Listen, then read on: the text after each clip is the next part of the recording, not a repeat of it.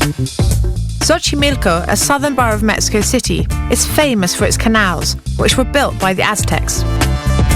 These barges, called trajineras, were originally used to transport goods. Today, the Mexicans use them as floating dining rooms. I'm joining some friends for lunch. At weekends, there's nothing Mexicans like more than to enjoy big feasts with their friends and family. And what better setting than one of these beautiful boats on the canals of Mexico City? Vámonos? Oui! Ándale pues! But being Mexican, we're not tucking into just some simple sandwiches. We're making a real meal of it. We've even got a barbecue on board. Welcome to Mexican Food Made Simple. Salud!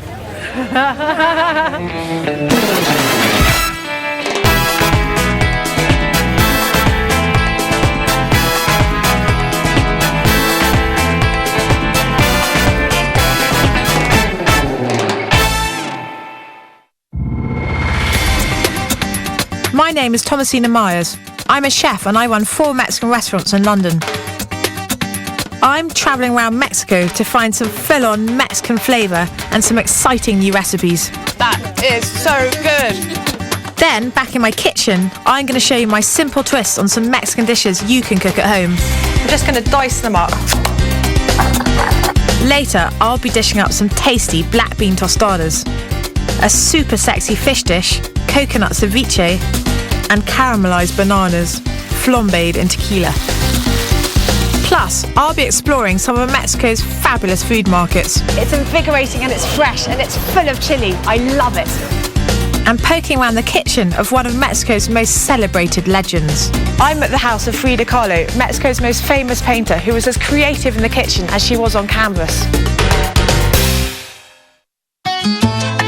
But first, in the foothills of the Sierra Madre Mountains in southern Mexico lies Oaxaca, a city famous for its food.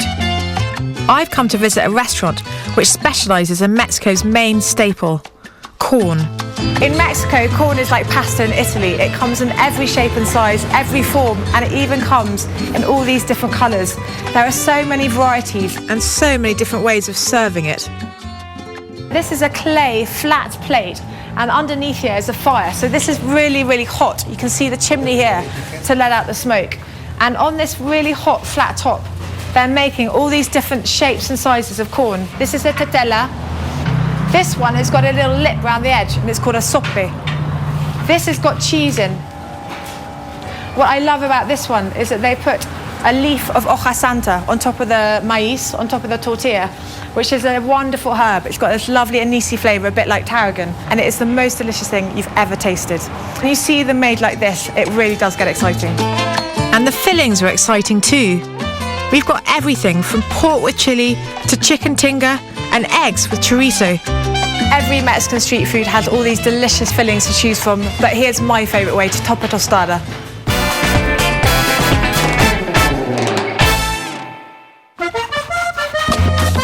I'm making my tostadas by cutting smaller circles from a homemade tortilla. I'm just going to deep fry these. Get the oil really hot. Wait until it starts sizzling, just like this. And we are just going to fry them till they're golden and crisp.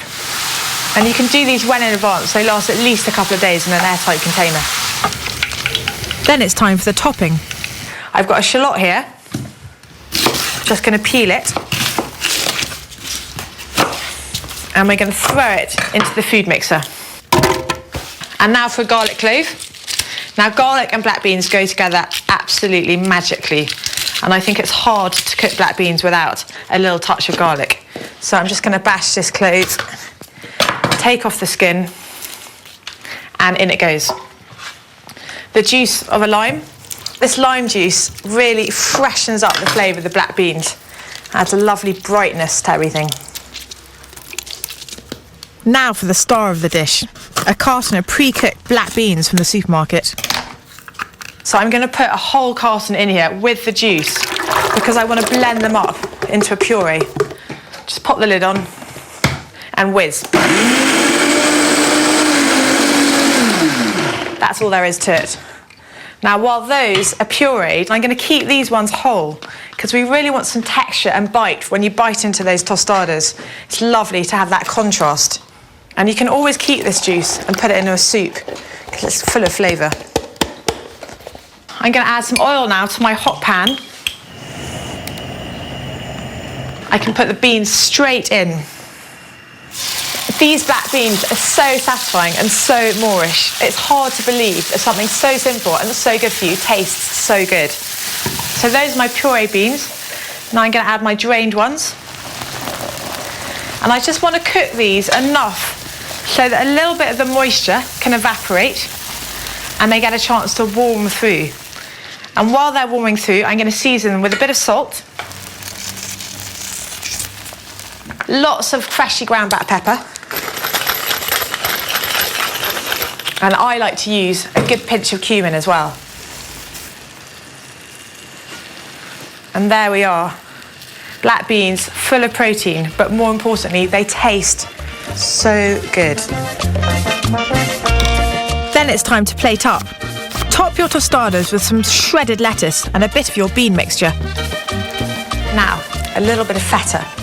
I like to use feta because it's just like the queso fresco you find in the markets in Mexico. It's got a lovely salty flavour that really brings out the flavours of the black beans. Then finish with a spoonful of tomato salsa and a slice of creamy avocado. And you've got so many flavours going on here. You've got those wonderful meaty black beans. You've got that fresh, bright, citrusy salsa, that wonderful salty feta, and finally the creamy avocado. And for ingredients that simple, that is a real assault on your taste buds. The incredibly simple but delicious black bean tostadas.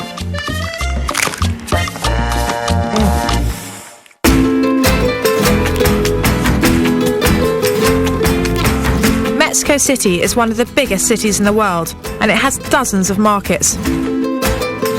San Juan is known as the Chef's Market. It's teeming with fresh fish.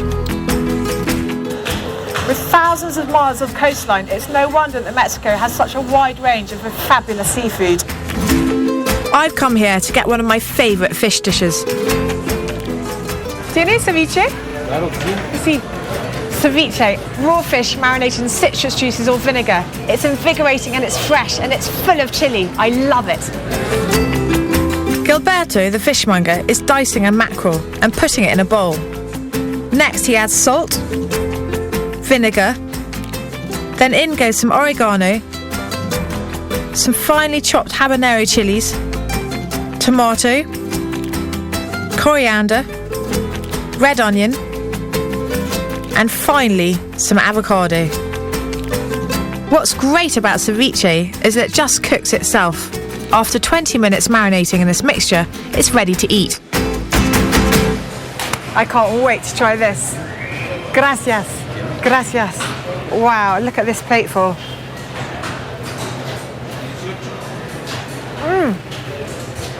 Crikey, that's good. Lots of spicy, hot habanero, all that wonderful vinegar, the fish, which is fresh as anything I've tasted, and creamy avocado. This is a delicious plate of food. Coming up, I'll be making my stunningly simple ceviche with coconut. Plus, one of Mexico's hottest chefs shows me a perfect plantain dish. Welcome back. I'm Chef Thomasina Myers, and I'm on a mission to find some fresh flavours and new recipes in Mexico. Coming up, a deliciously simple dessert that your friends will go bananas for. But first... This is the Blue House in Mexico City. It was home to Mexico's most famous artist, Frida Kahlo. They say that cookery is an art. With so much variety and so much colour in Mexico's ingredients, anyone cooking with them can be an artist. Frida was a fabulous cook and held many dinner parties here for artists, writers and politicians. She was as creative in the kitchen as she was on the canvas. Some of her favourite dishes were red snapper soup, black mole and coconut stuffed limes. I also like to use coconut in my ceviche.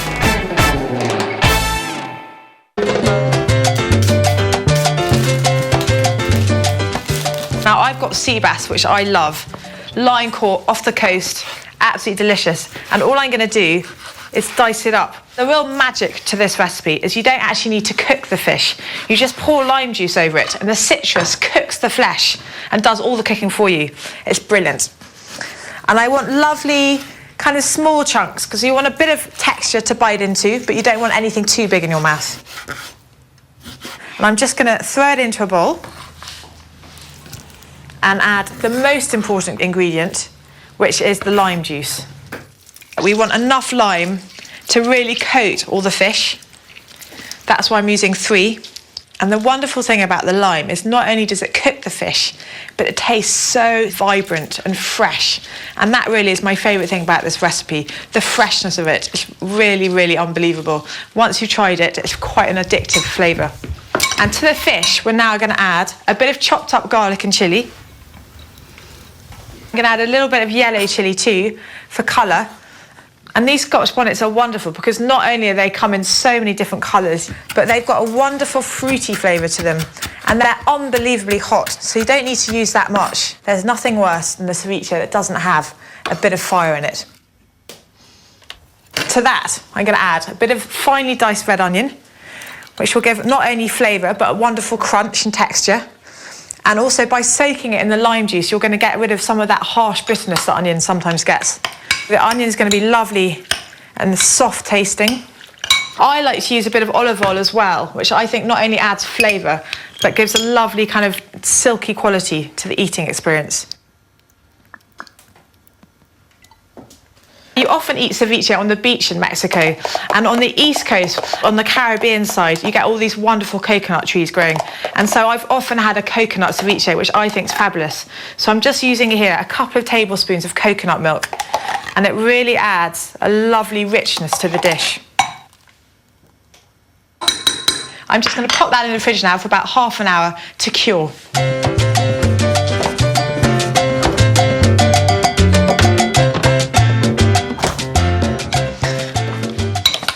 So the fish has been marinating for about half an hour now, and you can see it's gone from translucent to opaque, and that you can tell is a fish that's been cooked. Add a couple of finely chopped tomatoes and a handful of coriander leaves. And now, it's a few little bits of garnish. The Mexicans love radishes, which are so delicious and crunchy in this dish, but also the colour of the skins looks fantastic. So I'm just going to very, very thinly slice them.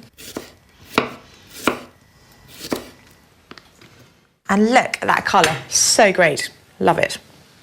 And a bit of diced avocado. Avocado we like for the creaminess, which is a lovely contrast to the texture of the fish. And that's all there is to it. A pretty plate, fish on it,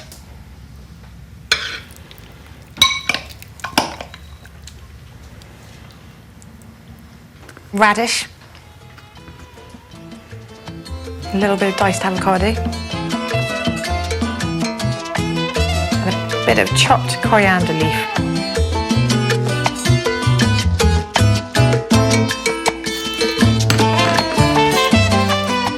And there it is, my ceviche. It's so easy to make, but the fire of it, the citrus, all those flavours together will really, really blow your mind.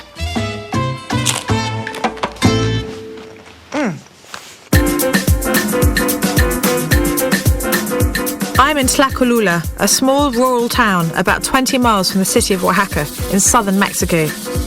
It's famous for its Sunday open-air market, which is one of the oldest, largest and busiest in the area. I'm here in a tiny rural market called Tlacolula with my new friend Anastasio Gerardo Cruz. In other words, Gerard's Cross he's named after. Okay. And he's going to tell me about the legend of Tlacolula and where the name comes from. Entonces, el nombre de Tlacolula.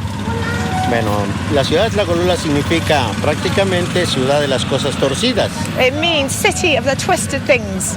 De su complejidad en cuestión urbana. So it comes from many different legends, the name, but in particular because it was a big, big city in the 1800s, and the road mapping was incredibly complicated. See? Okay. See?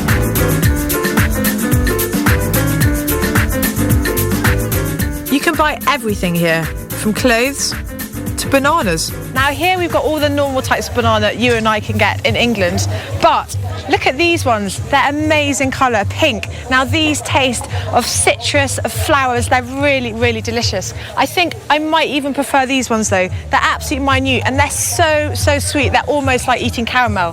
Here though, an amazing banana. It's actually a plantain and it's a more savoury type of banana, and they're great cooked like this.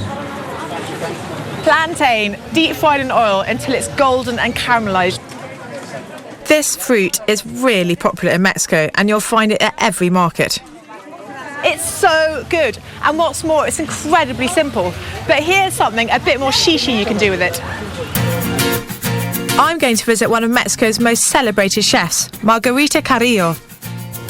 Plantain, yes, I do love it. And Margarita Carrillo, who is a wonderful chef in Mexico, one of the best, is going to show me an entirely different thing to make with it. So what are we making, Margarita? Okay, we're making tortitas, like patties, like croquettes, that can be stuffed with either black beans or seafood or just plain cheese. Wonderful. Delicious. Okay. This is the raw plantain. Don't worry because it's black. It has to be black in order to be sweet. These are called sazon. Sazon means between raw and ripe. So these are halfway? Yes. Perfect. These are halfway. So what do we do with these? Okay. You can either steam them or boil them. So these ones you've already cooked? Yes. For how long? Like 20, 30 minutes. The key to know they're ready is when they burst. We're going to peel them? Yes. Okay. Peel the plantain, then put it through a potato masher. Okay, so you take out everything. It's like Play-Doh. Yes, it is like Play-Doh. Take a ball, flatten it a bit, and stuff it with refried beans. Refried beans. How delicious. And now we just put it here. Fry them up until they're lovely and golden. Then top them off with some double cream. Ay, ay, ay, ay. This is the fresh panelita. I don't think I can stand the weight. Margarita, these look absolutely wonderful. Can I? Of course, please do. Oh, look at that.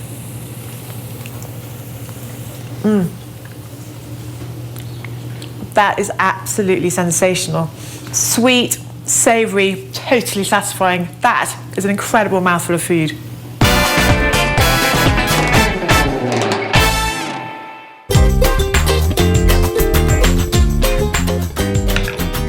I'm not using plantain here, I'm using bananas. They're much easier to get hold of and they're sweeter. And I'm going to fry them in butter until they go caramelised and delicious. So I'm just going to cut them down the middle. This recipe is so simple that you can do it while your friends are around in the middle of supper, and it'll take you 5 minutes to pull together. Bananas fried in butter, sprinkled in sugar, caramelised with a bit of tequila on top. All I'm going to do now is add butter to the pan. I've got a very hot pan here. In it goes. And once the butter's melted and sizzling, you can add the bananas.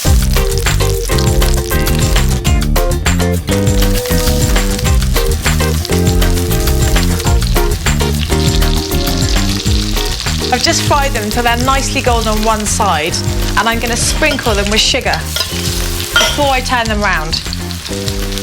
I've just got an unrefined caster sugar here, which is going to go wonderfully caramelised. You can be quite generous with the sugar. Now it's time to flip them.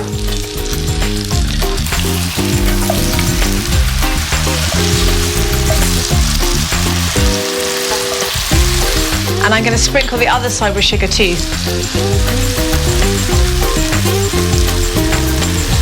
So now they've gone golden, that colour, I'm going to add tequila.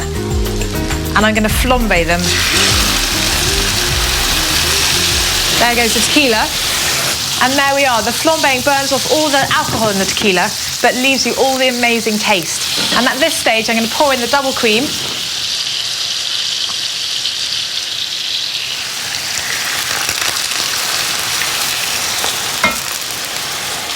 And I'm going to add the juice of half a lime, and the citrus will really bring up all the bright notes of the bananas and the sugar, and a nice dusting of cinnamon.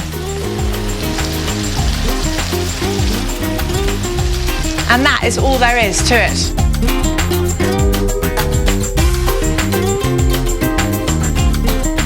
They are ready to dish up.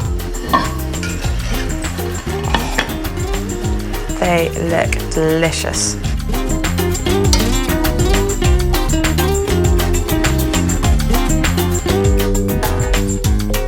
Bit of sauce.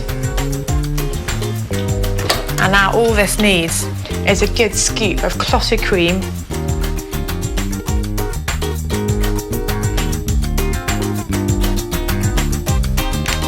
And some pecan nuts, which I've toasted off in a frying pan. And there we have it, flambé bananas with a hint of tequila. I've got to say, there is nothing easier than a bit of fried banana, but it tastes so good.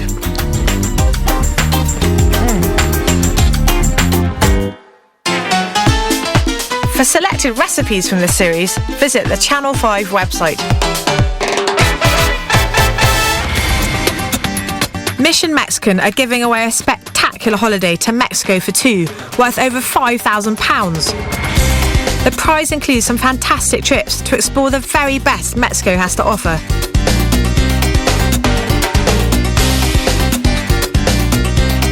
All you have to do to enter is text Mexico to 65550, or you can visit channel5.com/Mexico competition for details of email entry. Text costs £1.50 plus a message at standard network rate. Lines close at midday on the date shown on screen and 3 days later for email entries. For rules and winners, go to channel5.com/win.